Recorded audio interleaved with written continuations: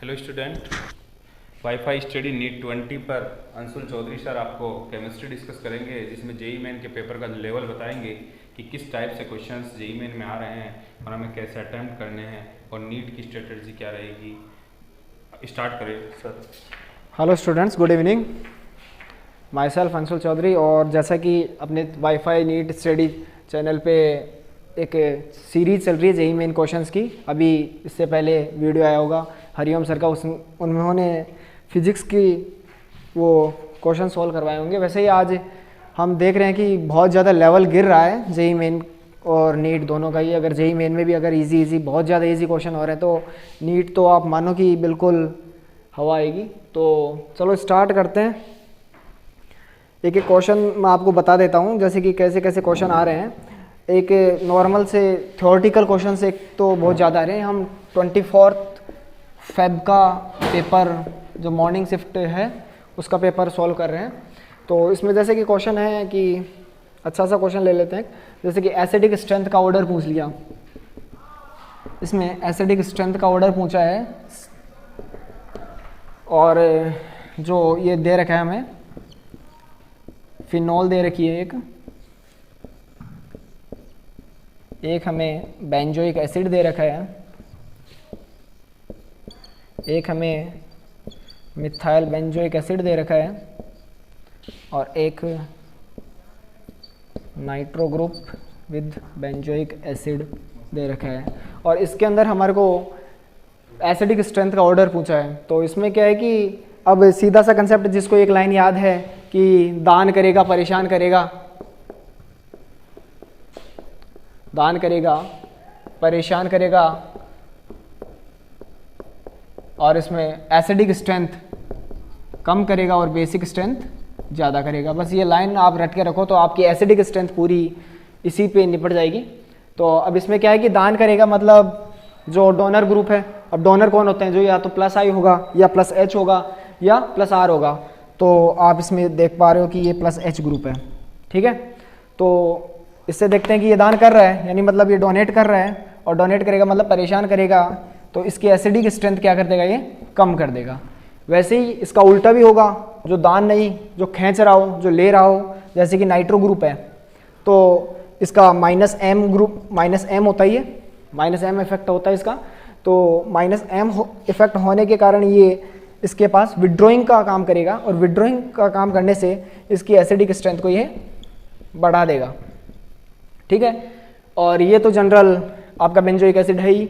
किसी भी केस में देख लेना कि फिनॉल और बेंजोइक एसिड में तो बेंजोइक एसिड की क्या होती है? एसिडिक स्ट्रेंथ ज़्यादा ही होती है। और क्योंकि यहाँ पे विड्रॉइंग ग्रुप था और यहाँ पे ये हम नंबर दे देते हैं इसको 1 2 3 और 4। तो इसमें सबसे पहले जो सबसे ज़्यादा एसिडिक स्ट्रेंथ होगी वो 4 की होगी, क्योंकि इसमें विड्रॉइंग ग्रुप है विद बेंजोइक एसिड। फिर इसके बाद में सेकंड की होगी, क्योंकि सेकंड और थर्ड के अंदर क्या हुआ? थर्ड के अंदर डोनेटिंग ग्रुप आ जाता है, और डोनेटिंग ग्रुप आने के कारण यहाँ पे इसकी बेंजोइक एसिड से एसिडिक स्ट्रेंथ कम हो जाती है, इसलिए ये सेकंड बेंजोइक एसिड आएगा। इसके बाद में थर्ड आएगा, ठीक है। और फिर उसके बाद में हमारा फर्स्ट जो कि फिनॉल है, तो ये इसका ऑर्डर हो जाएगा, ठीक है। तो एक बार इसको साफ कर लेते हैं अपन। ऐसे ही बहुत इजी क्वेश्चंस आ रहे हैं। तो एसिडिक स्ट्रेंथ के लिए तो आप एक ये लाइन याद रखो, दान करेगा परेशान करेगा, एसिडिक स्ट्रेंथ कम और बेसिक स्ट्रेंथ ज़्यादा करेगा। तो ये बेसिक स्ट्रेंथ में भी आपको काम आएगा, एसिडिक स्ट्रेंथ में भी काम आएगा। इसी के साथ फिर हम दूसरा जो क्वेश्चन है वो देख लेते हैं। एक क्वेश्चन आपका थर्मल स्टेबिलिटी पे भी आता है। तो हम क्या है कि जो क्वेश्चंस है इन्हीं के साथ आपका टॉपिक भी कवर हो रहा है। थर्मल स्टेबिलिटी पे देख लेते हैं।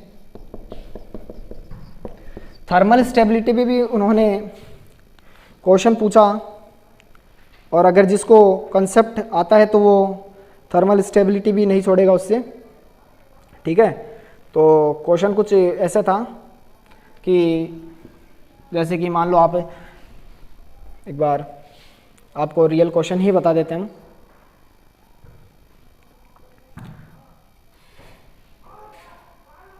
चलिए, थर्मल स्टेबिलिटी से पहले आप एक ये क्वेश्चन देख लो। केएसपी का क्वेश्चन आया, ठीक है। KSP के क्वेश्चन के अंदर आपको डायरेक्ट एक फॉर्मूला आपको रटा हुआ आना चाहिए। KSP इज इक्वल्स टू जैसे कि CaOH का होल ट्वाइस, ये कोई कंपाउंड है तो कोफिशिएंट देख लिया करो यहाँ का, और कोफिशिएंट को आप x मान सकते हो, ये डायरेक्ट जनरल फॉर्मूला होता है। तो x की पावर x, y की पावर y और s की पावर x प्लस y। तो जनरल वहाँ से क्वेश्चन आया था कि कैल्शियम हाइड्रोक्साइड स्लैग्ड लाइम आपको इनऑर्गेनिक में मिलेगा, तो वहाँ पे ये 1 की पावर 1, फिर 2 की पावर 2, ठीक है, और s की पावर 2 + 1 3 मीन्स 4s क्यूब। और यहाँ पे आपको जनरल सोल्यूबिलिटी जो थी वो दे रखी थी, तो आपको सोल्यूबिलिटी प्रोडक्ट पूछा था। बहुत इजी सा क्वेश्चन ये बन जा रहा है, ठीक है। तो फिर इसके बाद में आपको एक सॉलिड स्टेट से जनरल डायरेक्ट क्वेश्चन पूछ लिया था, और डेंसिटी पे क्वेश्चन पूछा था। तो डेंसिटी आपको डायरेक्ट याद होगी कि mz/a³ × Na, ठीक है। और यहाँ पे आपको क्वेश्चन कुछ ऐसा था कि वहाँ पे FCC लैटिस दे रखा था, और उसके अंदर कॉपर जो है वो FCC लैटिस के अंदर प्रेजेंट था, और यहाँ पे जो आपको A जो दे रखी थी वो 3 दे रखी थी, ठीक है।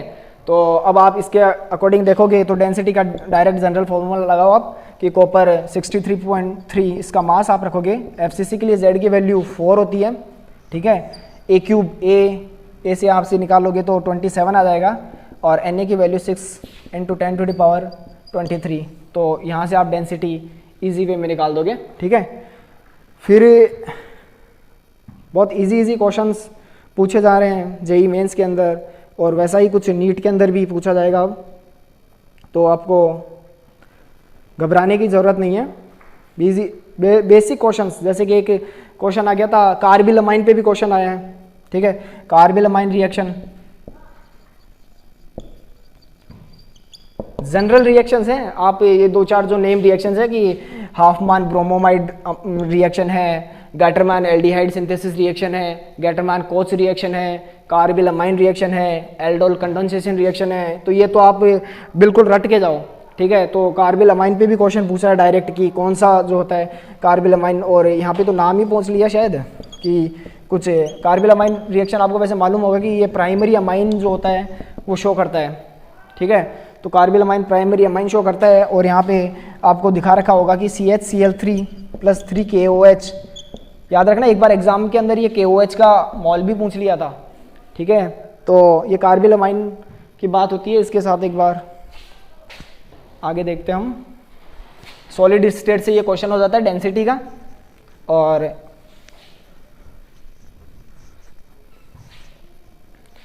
इसके बाद अगर आप बात करते हैं एक सॉलिड स्टेट से आरएनएस इक्वेशन से भी क्वेश्चन आया था।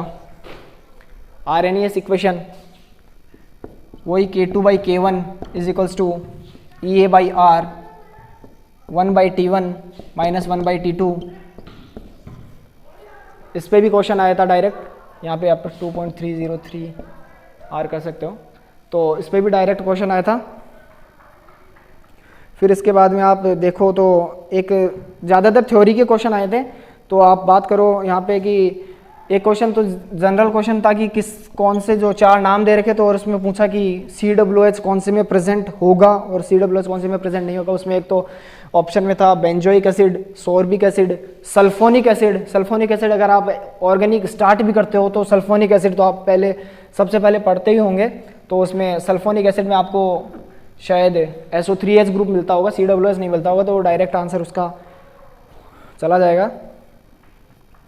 इसी के बाद में एक जर्मन सिल्वर पूछ लिया, जर्मन सिल्वर का कंपोजिशन क्या होता है ये पूछा था। एक बिल्कुल इजी सा क्वेश्चन कि इंडियम मेटल, हाँ मेटलर्जी से क्वेश्चन था ये। मेटलर्जी से क्वेश्चन ये था कि जो इंडियम मेटल है, इंडियम मेटल को कौन से प्रोसेस से हम निकालते हैं, कौन से प्रोसेस से एक्सट्रैक्ट किया जाता है।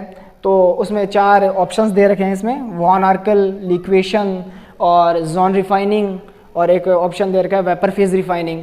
तो इसके अंदर आपको साफ साफ मालूम है कि हम बिल्कुल अच्छे से लास्ट में जॉन रिफाइनिंग आपका फेमस होता है।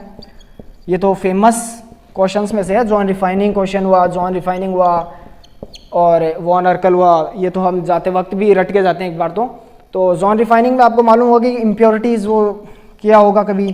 तो इम्प्योरिटीज़ होती है वो more soluble in liquid phase. ठीक है, तो आप क्या करते हो जॉन रिफाइनिंग के अंदर, यहाँ से आप एक बर्नर लगा देते हो और इस बर्नर को आगे जैसे जैसे आगे आगे मूव कराते हो तो यहाँ पे जो इम्प्योरिटीज़ होती है वो इम्प्योरिटीज़ इसके साथ साथ चली जाती है और पीछे प्योर मेटल निकलता रहता है। जैसे ही लास्ट के अंदर यहाँ पे हम आते हैं तो यहाँ पे प्योर इम्प्योरिटीज़ आ जाती है और उसको काट के अलग कर दिया जाता है और यहाँ से प्योर मेटल का एक्सट्रक्शन कर लिया जाता है। ठीक है, ऐसा ही एक क्वेश्चन आपको थ्योरी का क्वेश्चन, थ्योरी मैं बता रहा हूँ आपको कि मेनली इसमें थ्योरी ही आई थी। तो ऐसा ही एक क्वेश्चन फोटो इलेक्ट्रोड्स पूछ लिया कि फोटो इलेक्ट्रोड्स किसमें बनती है, first group elements which one is used for photo electrodes. तो आपको ये डायरेक्ट सीजियम ऑप्शन दिखते ही लगा दिया होगा क्योंकि ये मॉडर्न फिजिक्स में भी आप पढ़ते हो। तो सीजियम क्यों होता है, क्योंकि इसकी आयनाइजेशन एनर्जीज होती है, साइज मैक्सिमम होती है, तो आयनाइजेशन एनर्जी क्या होगी इसकी, वेरी लो। क्योंकि आपको मालूम होगा कि पीरियोडिक प्रॉपर्टीज जब आप पढ़ते हो तो पीरियोडिक प्रॉपर्टीज के अंदर साइज होती है वो सभी की इन्वर्सली प्रोपोर्शनल होती है, ना कि कोई आयनाइजेशन एनर्जी। बट आप आयनाइजेशन एनर्जी भी ला सकते हो, वहीं पे आप ई इलेक्ट्रॉन एफिनिटी भी ला सकते हो। ठीक है, और वहीं पे आप वो ई एन भी ला सकते हो। ये सब के इन्वर्सली प्रोपोर्शनल होती है साइज। तो यहाँ से सीजियम डायरेक्ट आयनाइजेशन एनर्जी कम होने के कारण ये फोटो इलेक्ट्रोड्स वाला वो करता है। ठीक है, और इसके बाद में जो क्वेश्चन, हाँ एक बॉन्ड एनर्जी का क्वेश्चन आ गया। बॉन्ड एनर्जी जो आप एक्सेप्शंस में बहुत अच्छे से पढ़ के जाते होंगे, वहाँ पे कि जो अपना हेलोजन फैमिली है, हेलोजन फैमिली में हेलोजन जो ग्रुप है उसका बॉन्ड एनर्जी आप डायरेक्ट रट के रखते होंगे कि इसका बॉन्ड एनर्जी क्या होता है, यही तो होता है F2 और फिर I2, कि इसमें जो फ्लोरीन होता है वो तीसरे नंबर पे चला जाता है। ये कुछ एक्सेप्शंस में है, तो आप, मैंने पहले ही लेक्चर में बोल दिया था कि आप एक्सेप्शन का अलग से चार्ट बना लेना क्योंकि ये पूछे जाएंगे, ज़रूर पूछे जाएंगे। और जेई मेन में भी कुछ ऐसा ही हुआ, यहाँ पे फ्लोरीन का ये वाला एक्सेप्शन पूछ लिया गया है। ठीक है, और बस कुछ ऐसे ही क्वेश्चंस थे, इसके अलावा मुझे कोई क्वेश्चंस, हाँ एक सॉल्यूशन के अंदर जो होता है वो डेल्टा के बी आई के बी एम डायरेक्ट क्वेश्चन आ गया इसके अंदर। ठीक है, तो ये भी आप सीधा सा डेविएशन इन बॉइलिंग पॉइंट। ठीक है, और इसके बाद में अगर आप बात करते हो तो यही क्वेश्चंस थे, तो मेनली बहुत इजी हो रहे हैं ये। हाँ एक ये आ गया, ये आप देख सकते हो कि मैंने बोल रहा थर्मल स्टेबिलिटी वाला, थर्मल स्टेबिलिटी एक बार मैं इसको साफ करके दिखा देता हूँ। क्वेश्चन क्या था वही मिल गया।